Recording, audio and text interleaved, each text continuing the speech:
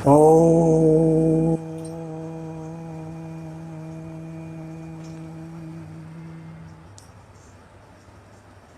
हरि हरि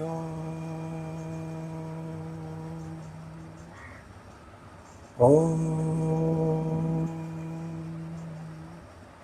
हरि हरि ओ। नमस्कार। ध्यान मूलम गुरुमूर्ति, पूजा मूलम गुरुपदम, मंत्र मूलम गुरुवाक्यम, मोक्ष मूलम गुरु कृपा। सर्वप्रथम मैं उन सब गुरुओं को नमन करता हूँ जिन्होंने हमें जीवन में पथ प्रदर्शित किया। मैं उस अंतर गुरु को प्रणाम करता हूँ जिसने हमें ये सुअवसर प्रदान किया।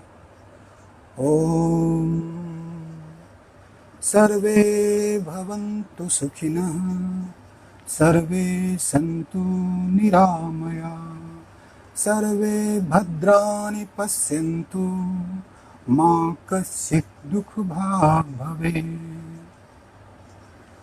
आज कृष्ण जन्माष्टमी के शुभ अवसर पर मैं आप सबों के सामने उपस्थित हूँ। ये कृष्ण की ही प्रेरणा है कि मैं आज गीता पे अपनी कुछ बात रखना चाहता हूँ। और ये बात मेरी नहीं है, मेरे अंदर के कृष्ण की है। कृष्ण जन्माष्टमी तो हम सब मनाते हैं, अपने जीवन में बधाइयाँ देते हैं, लेकिन कृष्ण का जन्म हमारे अंदर हो, वास्तविक रूप से कृष्ण प्रकट हों, इसकी मंगल कामना मैं आप सबों से करता हूँ। कृष्ण का अगर जन्म अंदर नहीं हुआ तो बाहर आप कृष्ण के जन्म को मनाते हैं, उससे कुछ खास होने वाला नहीं है। ये वैसा ही है किसी बच्चे का जन्मदिन मना लेना और फिर उससे छुटकारा पा लेना। कृष्ण से आप बच नहीं सकते।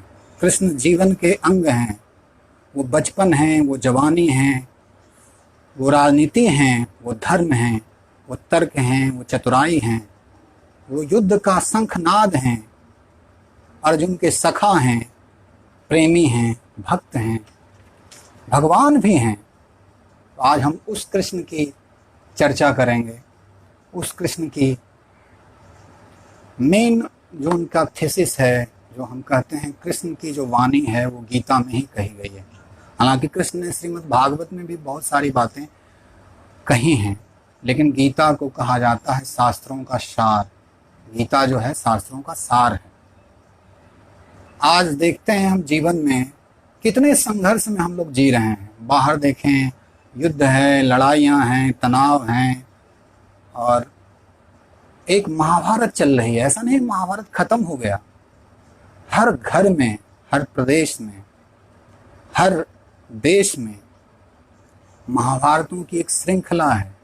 भाई भाई का गला काटने के लिए तैयार है, और हम अंतर और बाहर संघर्ष में फंस चुके हैं। ये बुद्धि हमें आत्महत्या की तरफ ले जा रही है। आप जानते होंगे जब युद्ध प्रारंभ होने को था तो अर्जुन और कृष्ण और दुर्योधन, इन तीनों के बीच में एक प्रश्न खड़ा हुआ था। दुर्योधन ने कृष्ण से कृष्ण को नहीं मांगा, उन्होंने उनसे कृष्ण की सेना मांगी, उनका सामर्थ्य मांगा, क्योंकि उनको पता था कि कृष्ण तो युद्ध नहीं लड़ेंगे। कृष्ण ने एक संकल्प लिया था कि मैं शस्त्र नहीं उठाऊंगा। तो दुर्योधन को लगा, और हर बुद्धिमान आदमी को यही लगेगा कि फिर ये आदमी किस काम का। आज की शिक्षा पद्धति, आज की बुद्धिवादी सोच हमें क्या सिखाती है?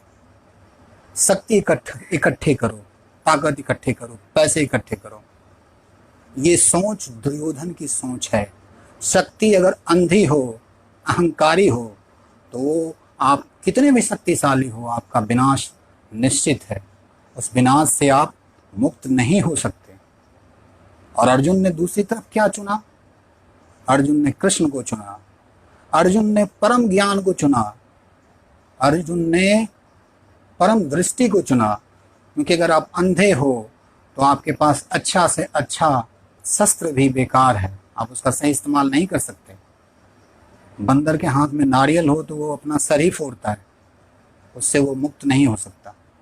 तो आइए हम उस महान कृष्ण को याद करें। वासुदेव सुतं देवं कंस चाणूरमर्दनम देवकी परमानंदम कृष्णं वंदे जगद्गुरुम। कृष्णं वंदे जगद्गुरुम। हम उस कृष्ण को नमन करते हैं जो वासुदेव के पुत्र हैं, जिन्होंने कंस की हत्या की, चाणूर की हत्या की, दुष्टों का दलन किया। हम उस कृष्ण का अभिनंदन करते हैं। गीता कोई व्याख्या नहीं है, गीता गीत है। गीता जीवन का संगीत है, और ये संगीत बिना संघर्ष के पैदा नहीं होता। इसीलिए महाभारत का जो मूल मैसेज है वो गीता में ही प्रकट होता है। और हम सब आज किसी न किसी संघर्ष में फंसे हुए हैं। तो आइए अब हम गीता के श्लोकों की तरफ चलें, गीता का रसास्वादन करें। गीता क्या कह रही है, जरा इस पे ध्यान दें। धृतराष्ट्र उवाच, धृतराष्ट्र ने कहा।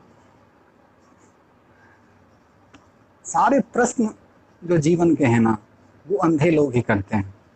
अगर आपकी आंखें स्पष्ट हैं तो आप स्पष्ट रूप से देख सकते हैं, लेकिन अगर आप देखते नहीं हैं, बहुत बार ऐसा मिला होगा आपके सामने कि आप कुछ कर रहे हैं और मित्र ने कहा कि भाई तुम क्या कर रहे हो, तो आप कहते हो अंधे हो क्या, देख नहीं रहा मैं क्या कर रहा हूँ।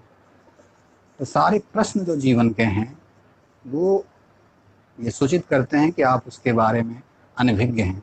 तो धृतराष्ट्र ने कहा, धर्म क्षेत्रे कुरुक्षेत्रे समवेतायुत्सवः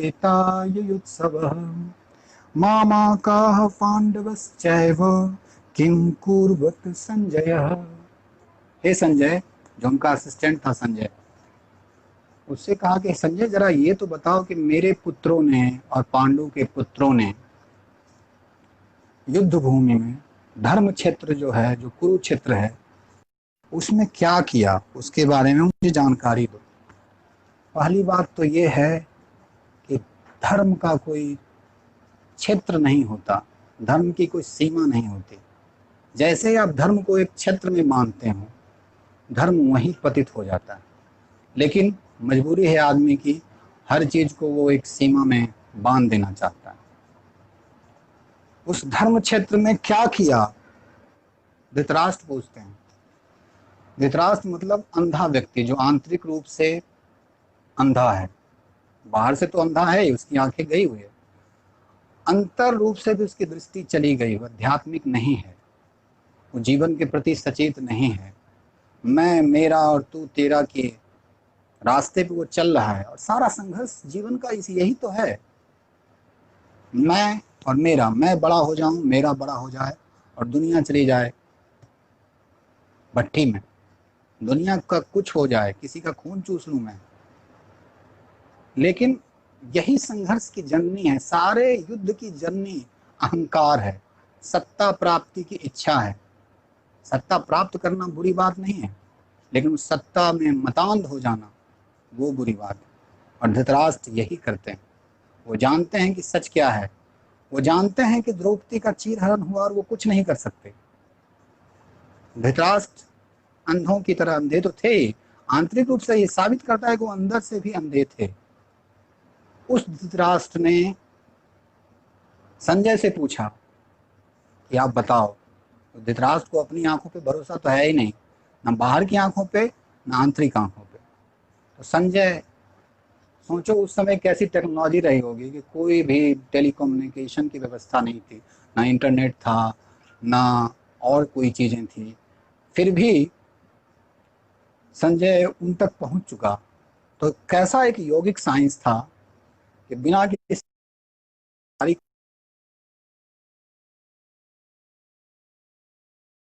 चलिए तो फिर आगे चलते हैं। ये जो गीता का ज्ञान हम पढ़ रहे हैं, ये कोई कपोल कल्पना नहीं है, ये जीवन का विज्ञान है। आपके पास बहुत सारा धन हो, बहुत सारी समृद्धि हो, रावण की तरह आप समृद्ध हों, लेकिन अंदर अगर राम नहीं बसता तो कहीं विश्राम नहीं है, तो कहीं चैन नहीं है। सिकंदर की तरफ युद्ध पे युद्ध जीतते जाओगे, फिर भी लगेगा कि मैं बहुत कुछ हार चुका हूं, बहुत कुछ खो गया हूं। संजय उवाच, संजय ने कहा, संजय को जवाब देना था ना। दृष्टा तु पांडव अनीकम व्यूढ़म दुर्योधन तदा तदा आचार्यम उपसंगम्यम राजा वचनम अविर्वात। संजय ने कहा, हे राजन, पांडु पुत्रों द्वारा सेना की व्यूह रचना देखकर राजा दुर्योधन अपने गुरु के पास गया, उनसे ये शब्द कहे। दुर्योधन जैसे व्यक्ति में भी गुरु के प्रति सम्मान है। ये श्लोक ये साबित करता है कि बुरा से बुरा व्यक्ति में भी एक राम छुपा हुआ है। दुर्योधन और लोगों के पास जा सकता था, लेकिन वो द्रोणाचार्य के पास गया। और संजय राजा कहते हैं दुर्योधन को, क्यों? क्योंकि धृतराष्ट्र को ये शब्द सुनना बड़ा मधुर संगीत जैसा लगता है। उनको लगता है कि मेरा पुत्र ही राजा बने। तो एक तरह से वो सारथी का कर्तव्य भी निभाता है, एक तरह से वो चाटुकारिता भी करता है जाने अनजाने। देखिए, राजाओं और नेताओं का ये परस्पर ये शौक रहा है कि उनके पास चरण वंदना करने वाले लोग रहें। ज़्यादा बुद्धिमान लोग अपने पास रखने से उनको खतरा होता है, तो वो ऐसे लोग ही खोजते हैं। अमूमन अक्सर सुनते हैं अकबर के दरबार में बहुत सारे नवरत्न थे। तो संजय उनको बताता है कि देखिए राजन हैं, ये राजा होने वाले हैं, आप निश्चिंत रहें, ये जीतेंगे। संजय अभी नहीं जानता कृष्ण की महिमा को, वो भी वो बुद्धि की बल पे ही तौल रहा है। भाई सेनाएं इसकी ज्यादा हैं, सूरवीर इसके साथ हैं, सामर्थ्य है इसके पास। पांडवों की सेना इसके सामने कुछ नहीं है। वो कृष्ण को नहीं जानता, कृष्ण के फैक्टर को। जीवन में हम भी उस फैक्टर को भूल जाते हैं, कृष्ण को भूल जाते हैं, उस तथ्य को भूल जाते हैं। तो गुरु के पास दुर्योधन गया, और क्षमा करें, दुर्योधन का नाम दुर्योधन नहीं है, दुर्योधन का नाम सुयोधन था। उसके कर्म ने उसे दुर्योधन किया। युधिष्ठिर ने हमेशा उसे सुयोधन से ही संबोधित किया। तो आपका नाम अगर कुछ हो और काम नयन सुख वाला हो तो फर्क क्या पड़ता है? आपका काम बोलता है कि आप क्या हो, आप क्या कर रहे हो, ये आपके कर्म तय करते हैं। दुर्योधन ने क्या कहा द्रोणाचार्य को, ये देखें। पश्य एतम पांडु पुत्राम आचार्य, हे आचार्य, इन पांडु पुत्रों को देखें आप, देखें जरा कैसी भव्य सेना है इनकी। महितिम चमोमम व्यूढ़ाम द्रुपद पुत्रेन तब शिष्येन धीमता। द्रुपद के पुत्र जो हैं, जिसने आपके साथ ईर्ष्या लड़ाई करी, उसके पुत्र को जो आपको मारना चाहता है, आपकी हत्या करना चाहता है, वो उसकी सेनाध्यक्षता में ये युद्ध लड़ा जा रहा है। पांडवों की महती सेना को देखो। इससे क्या साबित होता है कि दुर्योधन जैसा व्यक्ति भी अपने शत्रुओं को कमजोर नहीं मानता, इन्फिनिटी कॉम्प्लेक्स वाला आदमी नहीं है। कुछ लोग होते हैं, अरे वो मेरे सामने क्या है, अरे वो क्या है। दुर्योधन को सत्य तथ्य थोड़ा बहुत तो पता है कि पांडव की सेना इतनी भी कमजोर नहीं है। और आचार्य द्रोण को भी वो समझाता है कि आप कहीं दुश्मनी को भूल मत जाओ, द्रुपद से जो आपकी दुश्मनी है वो आप भूलो मत। तो जीवन में देखिए कितनी राजनीति चलती है। आदमी को प्रेरित करने के लिए बहुत सी चीजें कही जाती हैं, धर्म की बातें कही जाती है, सामाजिक मर्यादा उस पर डाली जाती है। दुर्योधन वही कहने की कोशिश कर रहा है आचार्य द्रोण को कि आप भूल मत जाना द्रुपद का। वो द्रुपद ने आपसे आपका अपमान जो किया है उसको भूल मत जाना। अत्र सूरा महाइसुवासा भीम अर्जुन समायुधि। इस सेना में भीम और अर्जुन है। यहाँ प्रश्न उठता है कि दुर्योधन ने अर्जुन का नाम पहले क्यों नहीं लिया, क्योंकि अर्जुन उसकी कैटेगरी का नहीं है। अर्जुन थोड़ा सा संदेहशील व्यक्ति है, अर्जुन भटक सकता है, बुद्धिमान है, बुद्धिमान आदमी अक्सर संदेह करते हैं। लेकिन भीम बिल्कुल उसी के जैसा आदमी, थोड़ा सा उल्टा है, मोटे, जिसको कहते हैं मोटे बुद्धि वाला, कि कुछ हुआ नहीं हुआ हाथ चला दिए। युद्ध के लिए उत्सुक हो गए। तो भीम की चर्चा करते हैं।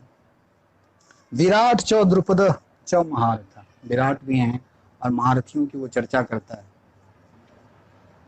भीम और दुर्योधन में ज्यादा अंतर नहीं है, एक सत्वगुण को प्रेजेंट करते हैं और एक रजोगुण को।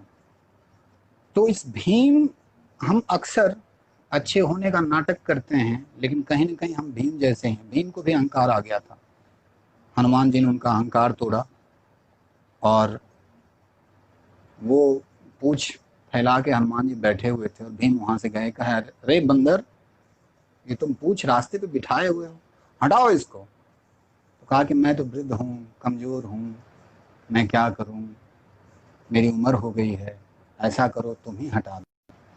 भीम ने कहा अच्छा अच्छा ठीक है, मैं हटाता हूँ। भीम ने सारी शक्ति लगा दी, कहानी आप लोगों को पता होगी। भीम ने सारी शक्ति लगा दी, लेकिन भीम से वो टस से मस नहीं हुआ। तो भीम को यथार्थ का अनुभव हुआ कि अहंकार की शक्ति, मानसिक शक्ति, शारीरिक शक्ति कोई बड़ी शक्ति नहीं है, उससे भी बड़ी शक्ति है अध्यात्म की शक्ति। इसके साथ ही उन कई महापुरुषों का उसने वर्णन किया, कई वीर हैं, अपने बारे में भी, अपने सेनाओं के बारे में भी कहा कि मेरे में भी ऐसे ऐसे हैं जो मरने मारने को तैयार हैं। अन्य च वह सूरा, क्या बात करें, मेरे पास ऐसे ऐसे बहादुर हैं जो जीवन को उत्सर्ग कर सकते हैं और शस्त्र अस्त्र से सुसज्जित हैं। बहुत से ऐसे लोग हैं जो गलत रास्ते पे भी हैं, फिर भी वो आतंकवाद के रास्ते पे चलते हैं, वो मरने के लिए तैयार हैं। उनके पास वो थीसिस है, वो मरने के लिए भी अपने आप को बड़ा गौरवान्वित महसूस करते हैं, लेकिन वो अंधे ही हैं, वो भटके हुए लोग हैं, समाज का उनसे कोई भला नहीं हुआ है। फिर अपनी शक्ति के बारे में बात करता है। बात यही है कि युद्ध अकेले नहीं लड़ा जाता, युद्ध में आपको शत्रु की समझ होनी चाहिए कि शत्रु कैसे कार्य कर रहा है, आपकी क्या स्ट्रेंथ है, आप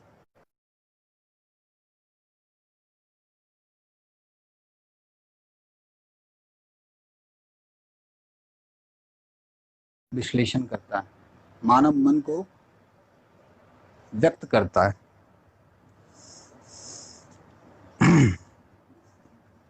तो आज के लिए मैं यही इस गीता ज्ञान को, अपनी वाणी को विराम देता हूँ और कल मैं इस चर्चा को और आगे बढ़ाऊंगा।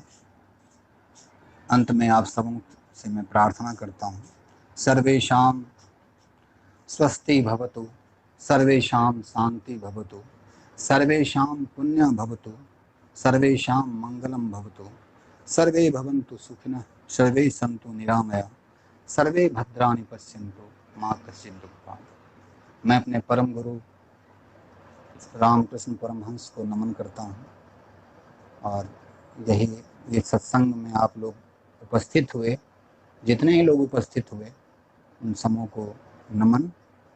श्री राम कृष्णार्पणम अस्तु। हरि ओम इति। धन्यवाद।